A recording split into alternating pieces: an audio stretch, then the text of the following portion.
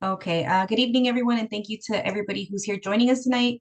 My name is Lisa Partida with Home in LA, and tonight we have I think it's our fourth month in a row, right, Isabel? Okay. Fourth month, fourth month in a row that we've been hosting these first-time home buyer series. For those of you that are new, basically, Operation Hope presents these presentations because they are HUD certified counselors. And at the end of the classes, as long as you guys attend all four sessions, you guys will be eligible to receive a certificate of completion, which allows you to, go out and look for your first home and qualify for first-time home grants. So I'll go ahead and let Isabel get started. So if you guys have any questions, try to reserve them until the time comes to ask. And I'll just pass it along to Isabel. Thank you. Thank you. Thank you very much, and welcome to First Time Home Buyer Workshop. Operation Hope is a member of HUD, Home Buyer Education and Counseling. And when I started working for Operation Hope 8 years ago, I was given the chance to go to the workshop that HUD offered to give the workshop according to what HUD wants us to tell you. And basically, what they want to do is give you the information of the steps that you're going to take when you're ready to buy a house, because there's quite a few steps to understand. Not only is it looking for a house or finding loans and trying to figure out, where do you want to live? There's quite a bit more to understand. And what we start with is the home assessing. Are you mentally ready to buy a house? Have you thought about it? Have you done any kind of questioning, and have you talked to your family? So we just want to give you quite a few questions to answer so you could start thinking about what you need in order to buy a home. So let me move this.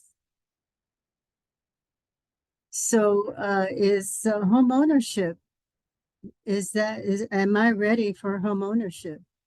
So can you just, let me see. I feel like, there we go. Bring this down. Choose a team. So I kind of skipped to, is home ownership for me? Buying a home is a major part of the American dream.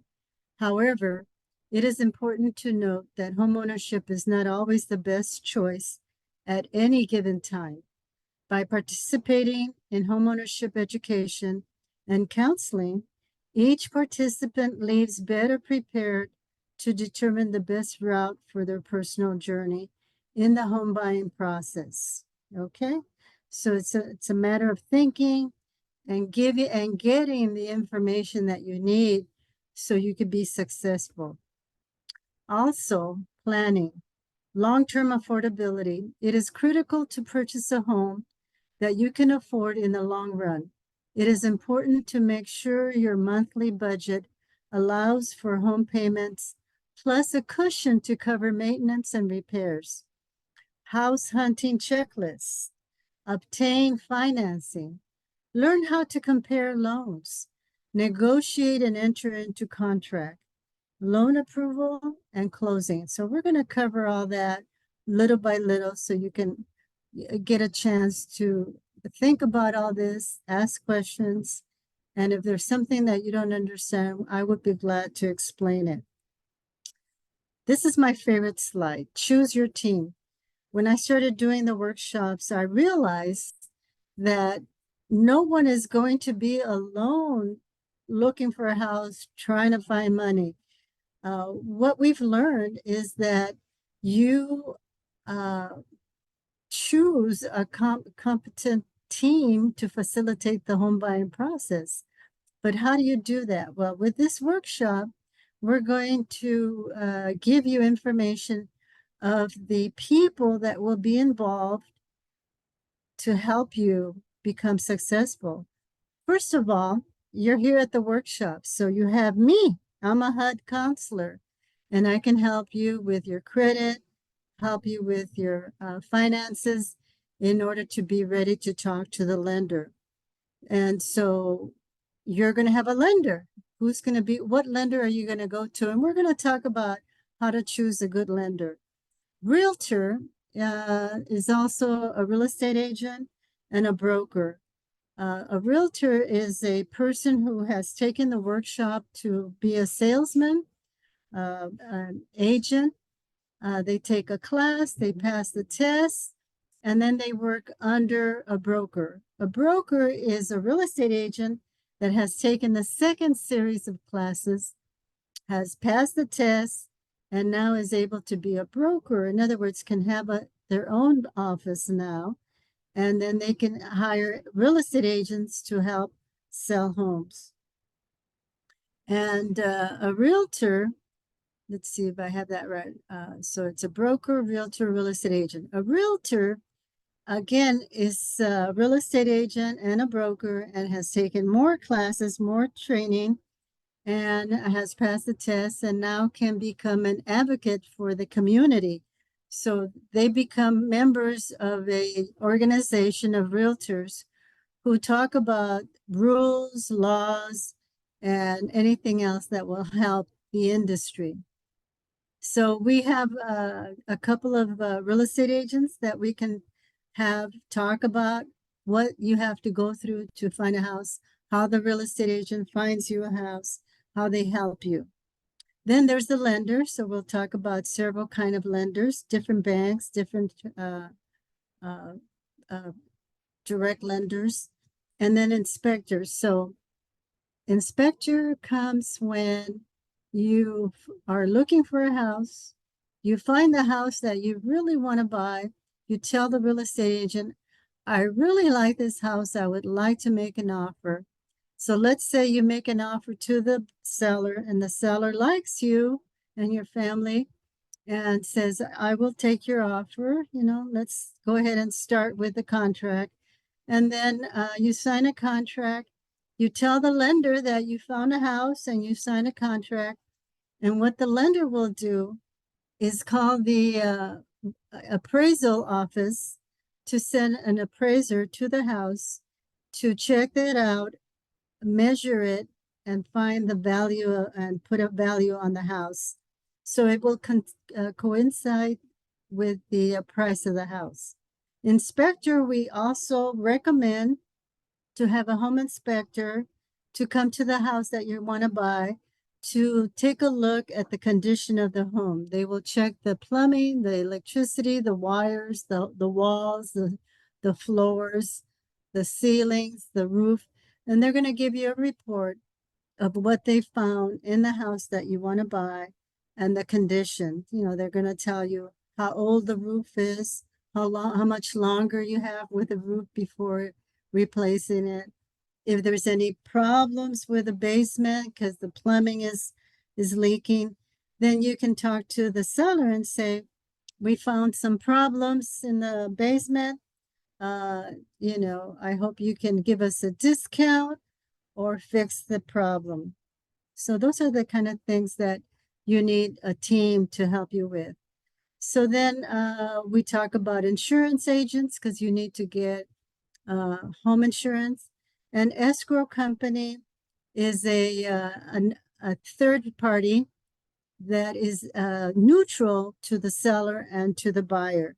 Escrow company will come in and make sure all the paperwork is done correctly, legally, and they will make sure that you get the deposit to escrow, and that towards the end, when you get the loan approved and you're ready to close, escrow is in charge of sending the money to the seller once the loan is registered. Okay, so you have quite a bit of people that will be on your side helping you. And this is why you need to understand why a team will help you become successful homeownership. So let's talk about assessing your situation,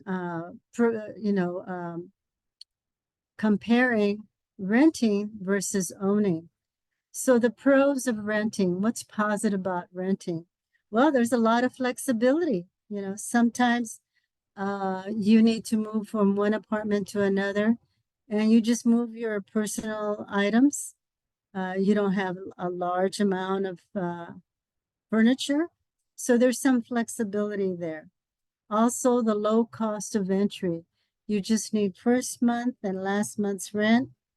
There's no property taxes you have to pay, and there's no maintenance costs because remember, you have a landlord and you call the landlord when you have a leak in the kitchen, come and help me, or fix the electricity in the bathroom. So they come and fix it and you don't pay for that. Also, there's low insurance costs. You can have renter's insurance, and it doesn't cost as much as a home insurance. And there's amenities. Amenities are like extras in an apartment building. So I've been to a couple of apartment buildings to do some workshops. There was one in Long Beach that had 6 buildings in this complex. And within the buildings, there was a playground for the children. Right next to the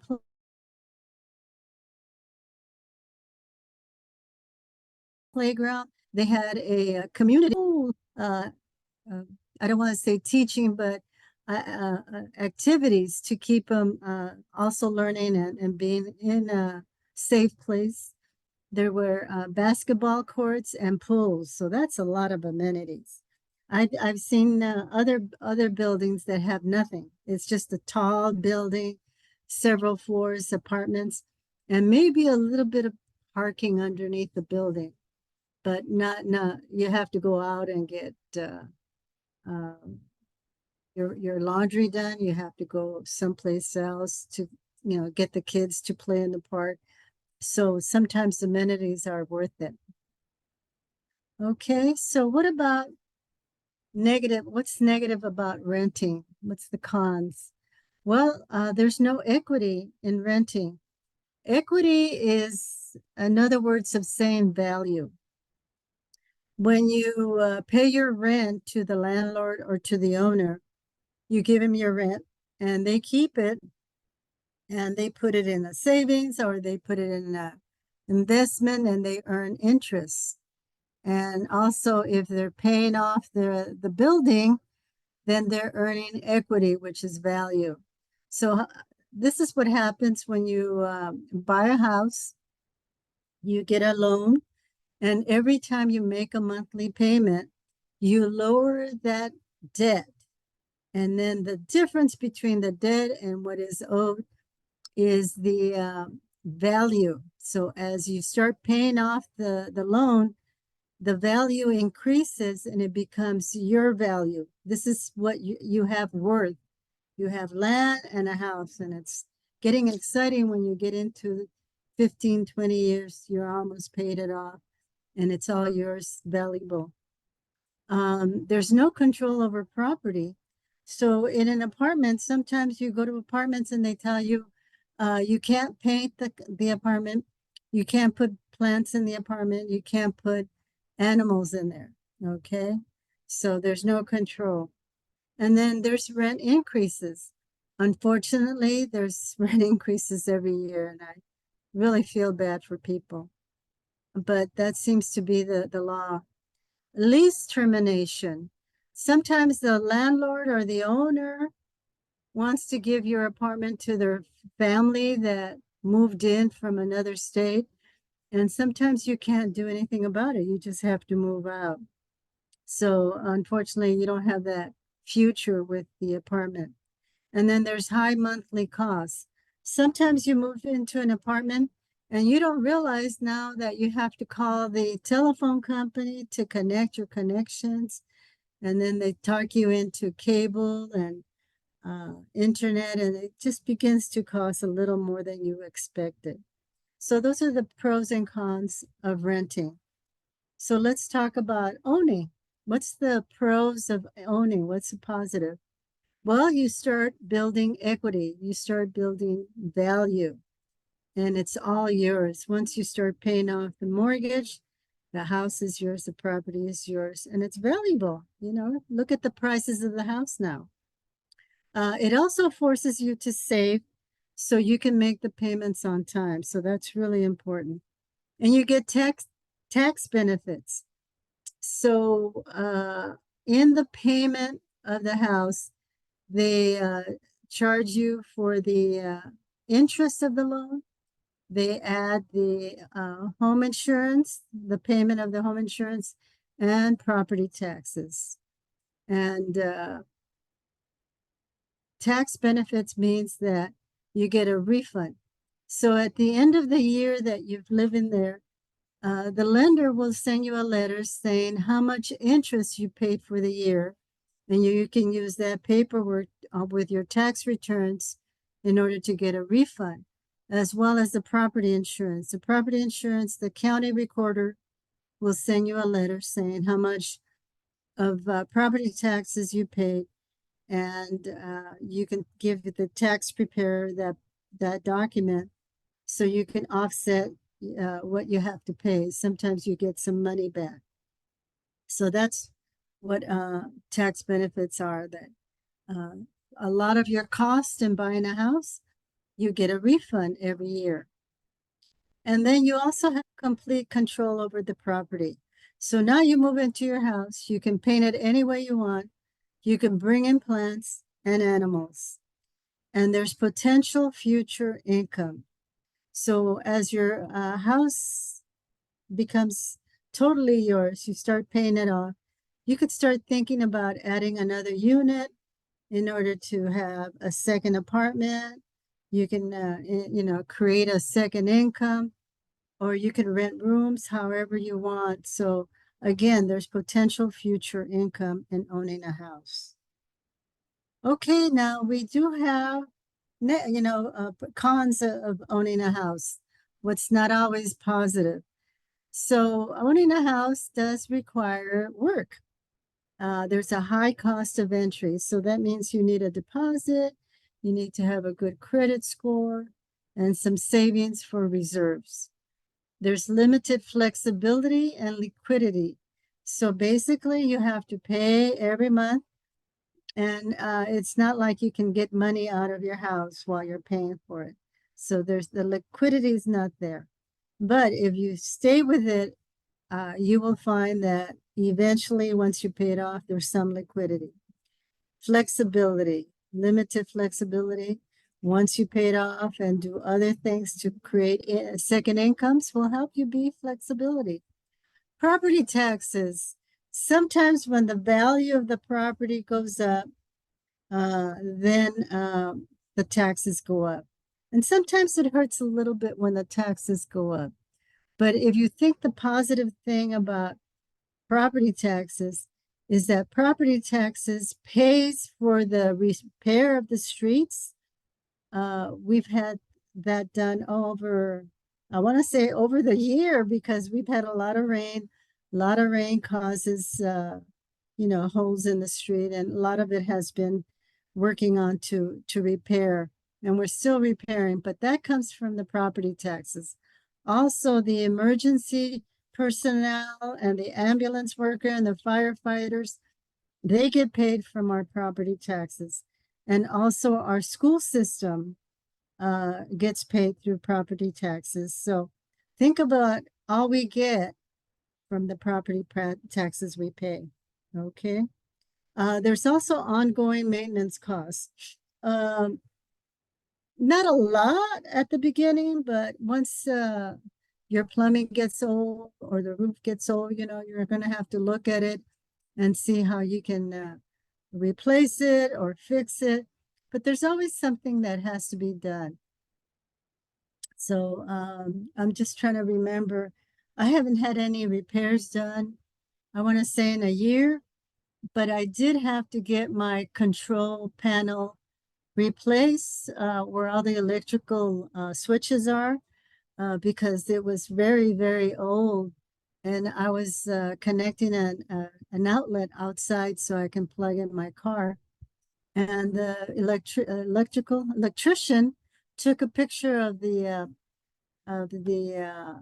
control, and he was seeing little burnt spots behind the switches, which means something was wrong. So he changed the whole control, and I feel so much better because I know nothing's going to burn there. I have really good connection now. So again, that's something that we have to think about. So let's ask some questions and think about it. You don't have to answer the questions, you just think about it. Do I have a steady source of income? Have I been employed on a regular basis for 2 to 3 years? Is my income reliable? Do I have a credit history? Do I have a good record of paying bills? Am I able to pay my bills and other debts? Do I have money saved for a down payment? So let's think about it. If you answered yes to these questions, you might be ready to buy a home. If you answered no to any of them, concentrate on strengthening those areas. And if you need help, I can help you. No problem. Okay. Oh, what is this? Okay. Questions, comments? Because I'm going to start understanding credit and debit. No questions. Thank you. Okay. You guys are smart. Understanding credit and debit. So we need to talk about credit reports, because once you start ready, thinking about buying a house and getting ready, you want to get prepared to talk to a lender so you can be approved. So what the lender will do is look at your credit report, and the credit report is a summary of your history of repayments to your creditors, aka banks, department stores, credit unions, etc. Car. 4 sections, personal information. When you pull your credit report, you're going to see your name, your social security number, your date of birth, your addresses. And then if there are public records there will be a list of public records such as collections or charge-offs or judgments. And there are going to be credit accounts. So if you've taken out a few credit cards, there will be a list of credit card accounts that you have, or credit inquiries. That's also in your credit report. So it's a record of your credit activities that includes credit card accounts, loans, balances, how regularly you make your payments. It also shows if any action has been taken against you because of unpaid bills, collections, and public records. So what's really, really important is the score. The score is based on your credit activity. As it says here, it's a record of your credit activities.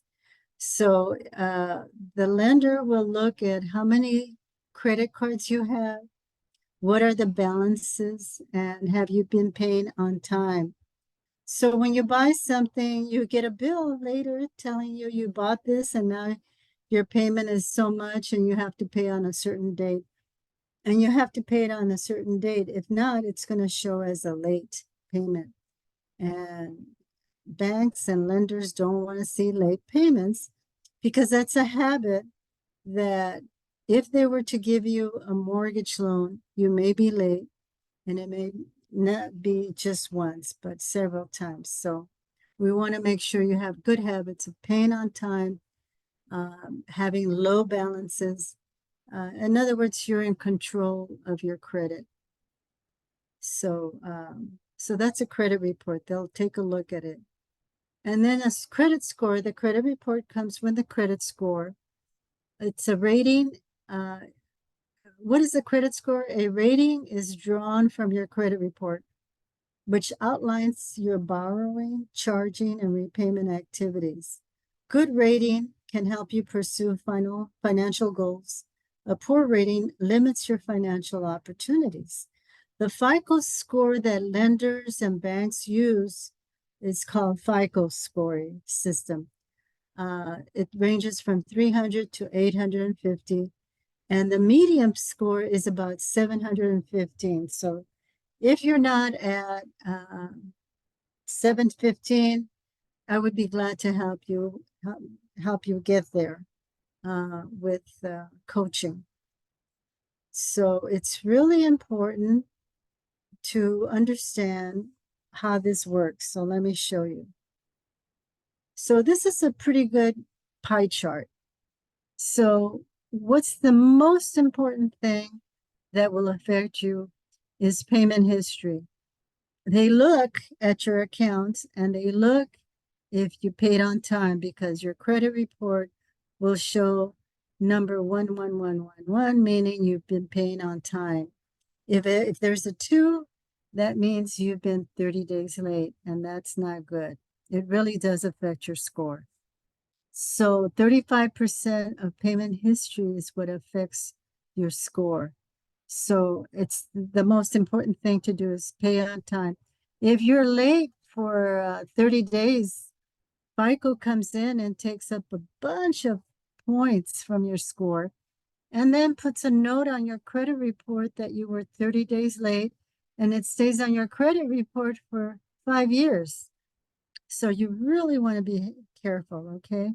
Because any lates will deny you a loan. So we don't want that to happen. Amounts owed, we look at how much debt you've encountered or you've gotten. And here's where I talk about credit cards, because a lot of people don't understand the credit card difference from a loan with fixed payments. So when you get a loan with fixed payments, you know right away how much of a loan you got. Let's say you got $1,000 and they tell you the interest is 6%. The payment is $150, and you got to pay on the 15th of the month. And that's all they tell you. And so you know when to pay. So that's all you could do is pay on time and pay it off. With a credit card, they mail you the credit card and it comes with a letter saying you have a credit limit of $1,000. That's all it says. So we suggest as a strategy is to only use 50% of your credit limit. So if you get $1,000 credit limit, only use $500. Buy something if that's what you want the credit card for. When the bill comes, pay it on time. Then use the credit card. Try not to have the balance high. Try to pay down the balance because you really need to have it at 30%. So if they give you $1,000 credit limit, don't use the credit card to pay 1,500. So you overpay, you overuse what the limit is. If you do that, the company that gave you the credit card will close your account. Okay, it's like giving you a loan for 1,000, but you spent 1,500. Where did you get the money? It's like, what are you doing? So be careful. Okay, just be careful. If you get $1,000 credit limit, use 50%, buy something, and then pay it on time. The other parts is how long you've had credit history gives you points. If you have a mixture of a loan and a credit card, gives you points. But here, new credit, every time you apply for a credit card, they take off 2 to 4 points off your score. Okay. I don't know why they take that 2 to 4 points off, but I took a class and I asked the teacher, why are you taking points off when someone's trying to establish credit? And the teacher says, no, it's not that way. What happens is that young people are getting crazy about credit cards. They realize they can get credit cards.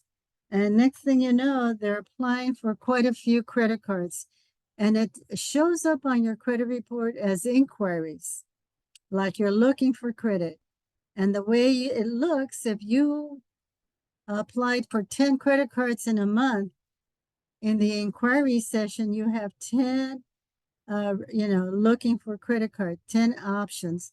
And it looks like you're looking for money, like you're desperately looking for money. So that's why we say, don't do that. If you're looking for credit, just get 2 or 3 credit cards. You don't need more than that. But if you're interested in another credit card, go ahead and apply, but maybe once a month. It means like you're looking for a credit card with less interest rate or lower interest rates. But when somebody gets 10, it just doesn't look right. Okay, so be careful with that. All right, so any questions? Now, you can get a free report from annualcreditreport.com. It's a website. When you open it up, you can register your name, your username, your passcode, and choose one of the 3 credit bureaus.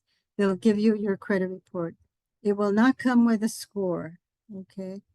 You may also request a copy of your credit report when you have applied for credit and have been declined. You want to know what's being reported that's making you decline with new credit requests.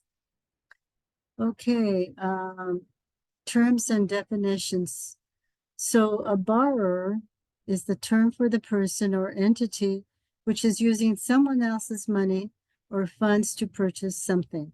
The term borrower can generally be used interchangeably with the term debtor. Annual fee. An annual fee is a once-a-year charge imposed by many credit card issuers. APR is annual percentage rate, is the cost of credit expressed at a yearly rate, which includes the interest and certain fees that a borrower is required to pay a loan. In the mortgage section, you will, let's say when you apply for a loan, they have to send you or mail you the APR. They have to tell you what the cost of the interest is of the loan, because that's part of the law. It's truth in lending. There's a law that has to do that. So you're going to get that. Assets, everything of value an individual or entity owns is an asset. Like once you pay off your car, your asset is the value of your car. Balance, the amount of money you have in your bank account. It can also refer to the amount owed in a credit account or loan. Credit worthiness is the term used to describe the state of or condition of an individual's overall credit. Interest rate.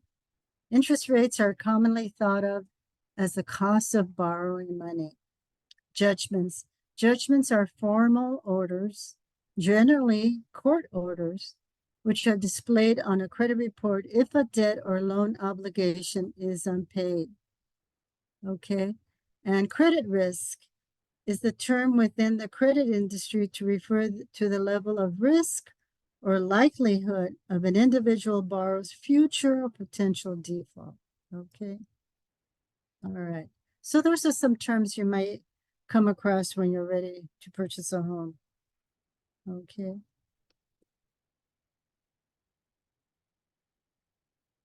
Okay, how do you improve my credit? It is important that you review them carefully to be sure they are correct. Late payments, judgments against you, tax liens, child support. If not corrected, negative items can stay on your record for 7 years or more, unfairly lowering your credit score. So it's important to look at your credit report to see what's being reported. You want to make sure everything's correct. Sometimes I do get clients who do ask to look at their credit report and finds out, had a suspicion, but finds out somebody's using their credit card number or their social security number or their name. There's like identity theft. And this is where we can come in and help them clean it up.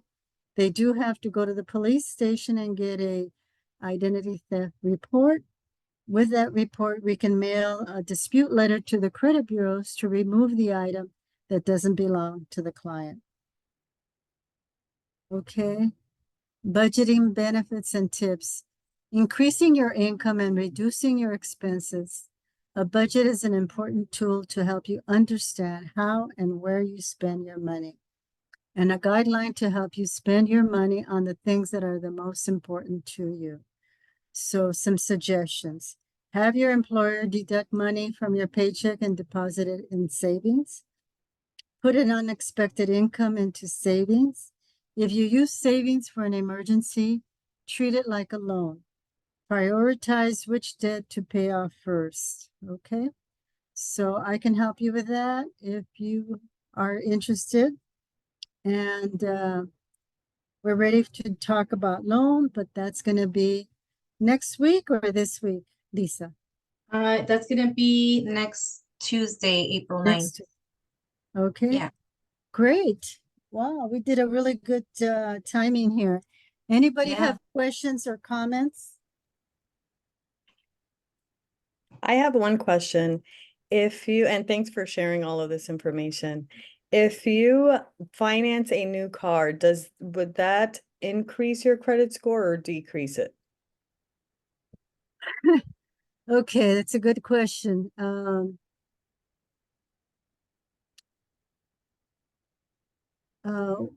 when you get the loan, a car loan from the bank, or you get the car loan from the dealer? From the dealership. Okay, it's almost the same. When they look at your credit report to see if you qualify, it's 2 to 4 points they take off your score. And then once you're approved, it sort of kind of goes up a little bit, kind of makes up for the 2 to 4 points they took off, and your score goes up because the amount of the loan helps it go up a little bit. But Okay. don't buy the car. Oh no, did you already buy the car? No, I was just asking because my credit score is in a really good place and my plan is closing one of my credit cards after I buy the car because I know that helps me to get a better deal. So I wanted to know, after I buy the car, will I be in a good place to be able to close a second credit card? Because I know I'll lose a lot of points for that. You will lose points when you close your credit card because your credit card has a credit limit. Yeah. So if you had a credit limit of 500, 600, 700, your points were going up. You close one credit card, you lose 500, so then you only have 1,200. So it kind of goes down. That's why I was wondering if financing a new car helps like balance that out a bit. I would, and you want to buy a house soon after? A few years. Yeah, Oh, not. good. The reason why I say is that when they start calculating how much of a house you can buy, they look at your gross income. Let me see if I can. So let's say my four fingers are your gross income. And based on the four fingers, they're going to tell you how much of a house you can afford. But if you have debt, if you have $300 in credit card debt and $400 in car payment, they deduct that from your gross income. So now you have less income to calculate of how much of a house you can buy.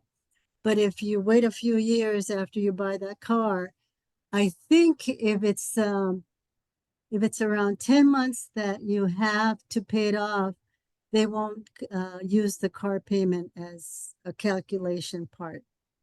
Okay. They'll look at your regular income. Okay. So don't go to a car dealer in Los Angeles. I don't know. Is anybody there working for a car dealer? Because I have something to say about car dealers in Los Angeles. I have found last year a problem with car dealers. I had 7 clients last year who were upset. They went to a car dealer. They had good credit when they started.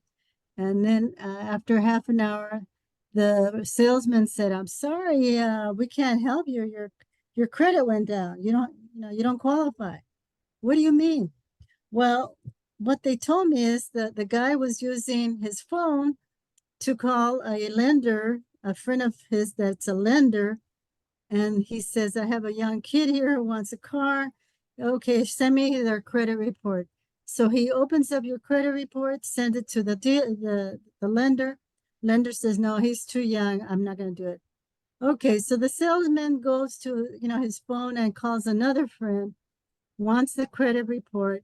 And so by the end of half an hour, he's called 10 friends, and each one says no.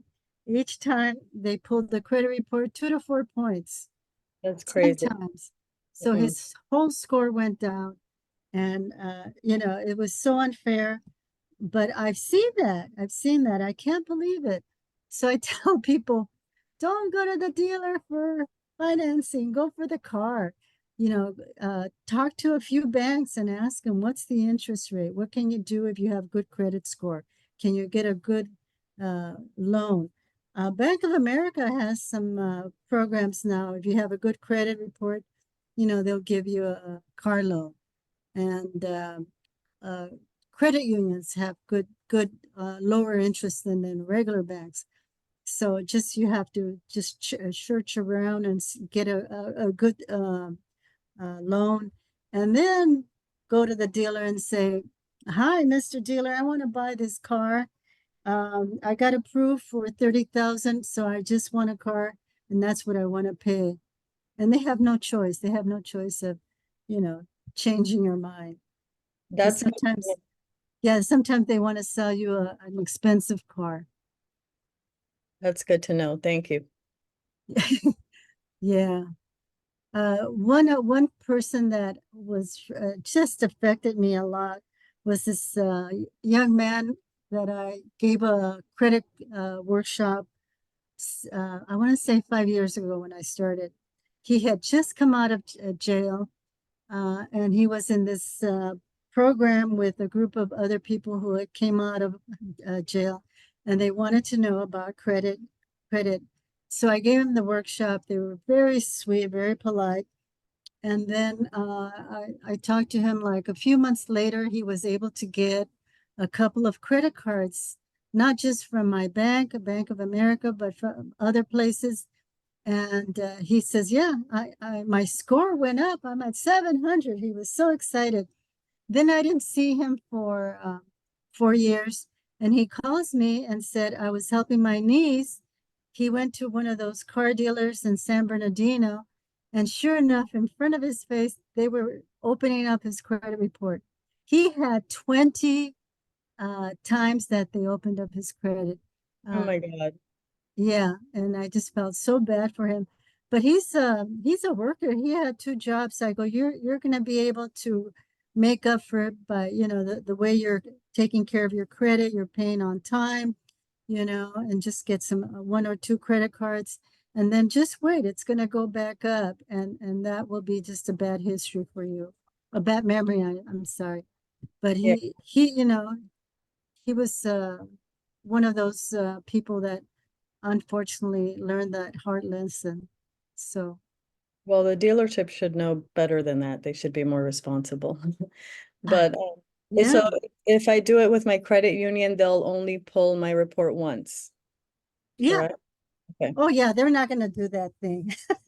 Those Yeah. are the salesmen in Los Angeles. Any Yeah, salesman anywhere. Thank yeah, yeah. you. So, oh, you bet. You bet. Okay, everybody okay? Yeah, I think so. Oh, so Arlene just said it's a good idea to have your credit freeze. Is it a good idea to have your credit fees or freeze frozen until you use it?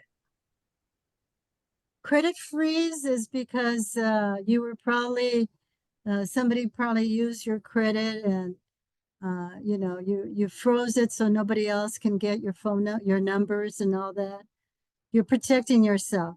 So credit freeze. When you got a credit freeze, you probably went to one of the credit bureaus. I think you sign up, you enter a password, you have a PIN number. And so when you want to unfreeze it, you have to call them and give them your password and PIN. If you've forgotten, like I have clients that forget, you're going to have to call and talk to someone at the credit bureau.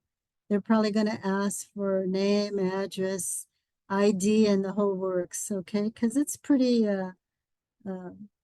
credit freeze is trying to protect your name, your credit, and anything else that belongs to you. They want to make sure it's you. Is that the question? Yes, sorry. Okay. All Yeah. right. Yeah. Yeah. Okay. If you go to the store and you forgot your wallet at the store, quickly call all those credit cards and put a credit, no, what's the other one? Fraud alert. Put a fraud alert. And that means that if somebody tries to use your credit card, they'll be denied because all your credit cards are in fraud alert. Okay. Other than credit freeze. All right. All right. Well, thank you everybody for joining us. Just a quick announcement. We have a workshop that's taking place this Saturday. It's mainly catered towards women. The main focus and topics are going to be revolving around long-term financial planning and also overcoming financial challenges. It is going to be in person. If you guys would like to receive the details, I'm going to enter my email in the chat so you guys can go ahead and email me requesting information on that or the flyer.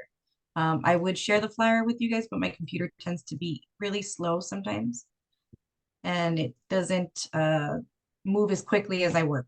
So, but yeah, if you guys would like to attend that, feel free to email me and I guess we'll see each other next week, Yay. Tuesday, April 9th at 6 p.m. And the second one is going to be loan approvals, loan and purchase agreement, right?